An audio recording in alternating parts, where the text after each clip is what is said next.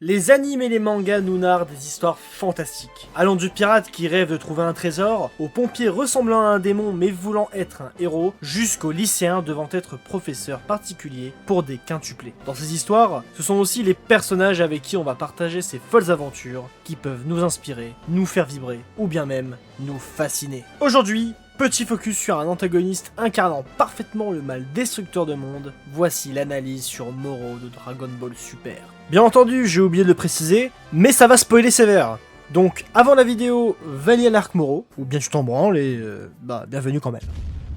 Remettons un peu de contexte. Quelques temps après le tournoi du pouvoir et l'arrivée de Broly sur Terre, une nouvelle péripétie attend Goku et Vegeta. Entraînés de force par la brigade galactique qui embarquait Boo en sommeil, un membre de la brigade galactique du nom de Merus explique pourquoi ils font appel à eux, et donc du coup aussi pourquoi est-ce qu'ils ont embarqué Boo. Le prisonnier le plus dangereux de la prison galactique s'était évadé. C'est donc dans un court flashback qu'on apprend qu'il a été scellé par le Dai Kaioshin, qui fut aidé par le Kaioshin du Sud. Pour ce faire, le Dai Kaioshin dut sacrifier une grande partie de ses pouvoirs pour rendre les pouvoirs de Moro inefficaces. Dai Kaioshin qui, pour le rappeler, fait maintenant partie intégrante de Boo. Ayant une direction approximative de la localisation de Moro, Goku usa de cette technique pour le voir vis-à-vis de son ki. D'un côté, Moro repère Goku qui l'épiait, mais en plus de ça, Goku est comme terrifié par ce qu'il venait de voir et de ressentir. Le ki de Moro était faible, mais il pouvait presque entendre des milliers d'âmes tourmentées de douleur. Déjà, dans sa simple apparition, c'est un excellent choix de Toyotaro. Pas d'explosion, pas de meurtre, une simple vision de l'horreur qu'est Moro avec un Goku terrifié. Moro n'a pas de grand but. Il n'aspire pas à faire changer le monde ou encore ne possède pas une backstory larmoyante qui te fait comprendre ses intentions. C'est tout simplement pour satisfaire sa simple soif de puissance en mangeant l'univers. Cet aspect d'antagoniste qui n'a de but profond revient plutôt fréquemment dans Dragon Ball au sens large. Et ce n'est pas un problème, un antagoniste purement maléfique peut être vraiment intéressant et efficace. Mais de ce fait, que pouvons-nous attendre d'un antagoniste qui n'est que purement maléfique? Ils doivent incarner un obstacle que le protagoniste doit surpasser, être une représentation du mal et être impactant dans leur œuvre. Pour illustrer mon propos, on reste dans le même univers et je vais prendre Freezer. Bien qu'il soit légendaire, il n'a pas de grande raison d'être méchant. C'est un monstre froid, cruel, et il n'hésitera pas à le montrer. À de nombreuses reprises, il provoquera de la terreur chez ses opposants. Il sera également l'obstacle qui fera évoluer Goku jusqu'à atteindre le Super Saiyan. Saiyan? Bon, faites pas chier. Promis, un jour je ferai une analyse sur Freezer. Un jour. Bon, retournons à notre chèvre galactique, vous le voulez bien? Moro montre à bien des reprises qu'il est très fier de ce qu'il est, mais également de la menace qu'il représente. Alors qu'il laisse Goku et Vegeta comme morts, durant 3 jours, il va persécuter les Namek sans aucune forme de pitié. Il va faire jaillir les flammes de la planète du sol, puis balancer le premier Namek dedans, afin de montrer l'étendue de sa barbarie. Lorsque les 11 plus puissants guerriers Namek vont utiliser l'assimilation afin de devenir le guerrier Namek ultime, on s'attend à un peu de résistance, quelques échanges de coups, rien de cela. Moro va le tuer en le transperçant de son bras et ne va même pas regarder son visage, juste pour montrer sa supériorité, imprégnant alors la peur chez ses opposants. La scène est très intéressante, avec un focus sur le chef Namek expliquant à Goku et Vegeta que cet être est l'incarnation de la fierté de Namek. Cette exécution aussi brutale et son intervention inutile vient à balayer l'honneur des Namek. Sa cruauté va d'ailleurs de pair avec son intelligence. Il est très certainement l'antagoniste le plus intelligent de la licence Dragon Ball au complet. À plusieurs moments, il usera de feintes très bien exploitées, comme avec Vegeta où il fera croire qu'il marche totalement dans son jeu, à dévoiler ses intentions, alors qu'il n'émet juste que quelques informations pour mieux le surprendre. Une fois que Vegeta aura montré le maximum de sa puissance, Moro dévoilera l'utilité de son pouvoir, voler l'énergie de tous les êtres vivants, y compris de ses adversaires. Il n'hésitera pas non plus à faire croire à Cranberry qu'il lui laissera un vœu pour Porunga, alors qu'il le doublera afin d'utiliser les autres vœux. D'ailleurs, il ne dévoilera son vœu qu'uniquement lorsque ses adversaires seront devant le fait accompli. Il ne dira jamais une tactique à l'avance, contrairement à d'autres antagonistes de la licence DB. Mis à part lors de son combat final contre Goku en Ultra Instinct maîtrisé, il y a toujours un tour d'avance sur ses adversaires. On peut noter justement le passage où il prend le vœu de Cranberry et demande que tous les prisonniers de la prison galactique soient libérés. En plus d'avoir de parfaits larbins pour récolter l'énergie des planètes méthodiquement, il permet d'avoir une carte de secours contre Goku et Vegeta. Il s'éloigne également de l'atmosphère de Namek pour que les Saiyans ne puissent pas le suivre. lui permettant d'absorber la planète tranquillement et d'avoir à affronter le Daikaioshin amoindri. Malgré un certain ego, il reste très prudent.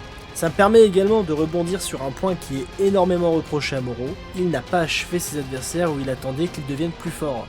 D'abord, si vraiment on part sur cet argument, la plupart des antagonistes du DB peuvent se retourner, hein.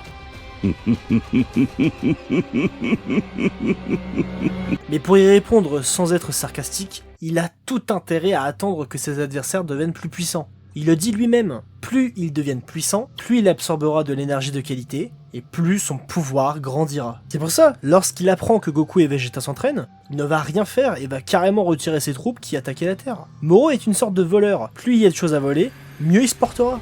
Sa seule réelle erreur réside dans le fait d'avoir copié grâce au pouvoir de 7-3 les pouvoirs d'un ange. Et encore, il n'avait plus beaucoup d'alternatives face à un Goku qui maîtrisait l'Ultra Instinct. Il est également très impactant dans les corrections qu'il inflige à ses adversaires. Actuellement, il est certainement l'antagoniste qui a mis les plus grosses raclées à la Team Z. Il n'a cessé d'augmenter en puissance en enchaînant tous ses adversaires, que ce soit sa première rencontre avec Vegeta et Goku, contre Buu, contre le Daikaioshin, et contre Goku avant son combat final. Il surpasse Goku avec les prémices de l'Ultra Instinct, ce qui n'est pas donné à tout le monde. Pour en conclure, je voudrais qu'on entre dans la dernière partie de l'analyse de la confrontation entre Goku et Moro. On ne dirait pas, mais les deux sont très similaires. Quand on se penche sur Goku, qui est-il?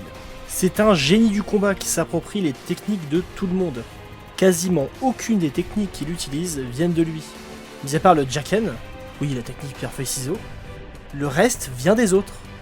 Il apprend le Kamehameha de Kame Sennin, il apprend le Kaioken et le Genkidama de Kaio, la danse de la fusion par les métamorphes quand il était dans l'au-delà, jusqu'à l'état de l'Ultra Instinct. Quant à lui, Moro n'a pratiquement aucune technique venant de lui-même. Mis à part sa magie, tout est volé aux autres, même le pouvoir de copier les pouvoirs. Et donc jusqu'à copier l'Ultra Instinct de l'ange Mérus. Mais il existe cependant une différence entre ces deux personnages qui n'utilisent pas leur propre technique, l'entraînement. Moro ne s'est jamais entraîné de sa vie. Goku sans doute et lui demande de façon rhétorique, lui disant même que s'il s'était entraîné, il serait bien plus puissant qu'en absorbant des milliers de planètes. Ce que Moro nie en bloc. Pour lui, l'entraînement n'est réservé qu'aux êtres faibles. Bien que les deux personnages se ressemblent sur l'aspect technique, leur vision du combat et de la force est totalement opposée. Goku, bien qu'il utilisait les techniques ne lui appartenant pas, s'est entraîné pour les parfaire et dépasser les originales. Moro s'est contenté de prendre sans se soucier de quelconque entraînement, et c'est d'ailleurs ce qui provoquera sa fin. En copiant l'Ultra Instinct de Mérus, son corps qui n'était pas préparé à un tel choc deviendra instable, ne pouvant plus contenir l'Ultra Instinct, bien que dans son désespoir il fusionnera avec la Terre pour mieux le contenir. La finalité de cet affrontement se fera via l'aide de la Team Z, mais surtout d'Oob et de son don de Ki permettant à un Goku épuisé de revenir en Ultra Instinct, et ainsi d'en finir avec Moro. L'entraînement et la passion du combat l'emportent donc sur celui qui reste sur ses acquis. Après cette analyse, peut-on dire que Moro est le meilleur antagoniste de la licence Dragon Ball? Eh bien non, malgré tout, il reste un détail qui fait toute la différence. Le potentiel de Moro a été sous-exploité. Mais après toute l'analyse, vous allez me dire, mais comment est-ce possible? Cela réside en un fait tout simple. Moro aurait dû être l'antagoniste final de Dragon Ball Super. Un antagoniste qui se rapproche des anges, s'opposant à Goku tout en lui ressemblant. Et avec l'intervention de Oob, ça aurait fait un bel écho à la fin de Dragon Ball avec le 28e tournoi Tengashi Budokai, tout en le plaçant comme celui qui sauva la Terre de la créature la plus puissante de l'univers, ce qui aurait été parfait pour le teaser comme la relève de Goku. Merci beaucoup d'avoir écouté cette vidéo, je remercie énormément le frérot Nasake qui m'a bien conseillé pour l'écriture. Allez le suivre sur Twitter, il fait de très bons threads, notamment celui sur l'Arc-Ciel. C'est un peu la première vidéo du type et il risque d'en avoir plein d'autres sur la chaîne. Vous pouvez également me suivre sur Twitter et Twitch, des fois je suis actif. Je suis assez ouvert au débat donc n'hésitez pas, si vous n'êtes pas d'accord, si vous êtes d'accord, mettez-le en commentaire, faites-le moi savoir. Et on se retrouve la prochaine fois pour une nouvelle analyse. Bonne journée.